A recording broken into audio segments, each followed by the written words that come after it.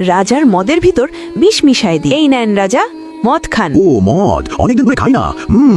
দাও খাই। বাঁচাও, আমি মরে গেলাম। আরে আমার বাবাকে মেরে ফেললো। সরি, রাজাকে চেক আপ করে দেখলাম রাজা মারা গেছে। আমি তাড়াতাড়ি করে সেনাপতিকে বলি, সেনাপতি শোন, কি হয়েছে রাজকন্যা, বলো আমাকে। আসো আমার সাথে। এই যে দেখো, এই মহিলাটা আমার বাবাকে মেরে ফেলেছে। এই খানকির বাচ্চা, তুই কার কাছে বিচার দিতে ছত? ওই আর আমি হলাম গার্লফ্রেন্ড বয়ফ্রেন্ড, এখন তোকে পাঠাবো জেলে। আরে তারা দুইজন একসাথে। শয়তান মেয়ে, তোকে এখন আমি জেলে বন্দি করে দিব। এনে জেলের ভেতর থাক। দেখো আমরা কত বড় লোক হয়ে গেলাম, ফুল রাজও এখন আমাদের। আরে আমাকে জেলের ভিতরে বন্দি করে দিলে তারা, আমাকে জেল থেকে পলাতে হবে। এই তো আমি এদিক দিয়ে জেল থেকে পলায়ে যাই। এই তো জেল থেকে পলালাম।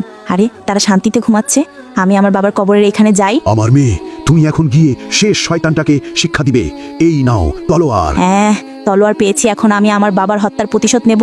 কিন্তু সেটা দেখার আগে আল্লাহর এই ছবিটা দেখে যারা ইগনোর করবে তাদের মনের আশা কখনো পূরণ হবে না। আর যারা আল্লাহর এই ছবিটা দেখে মন থেকে লাইক এবং সাবস্ক্রাইব করবে তাদের মনের আশা পূরণ হয়ে যাবে। তাই আল্লাহকে ভালোবাসলে লাইক এবং সাবস্ক্রাইব করে দাও।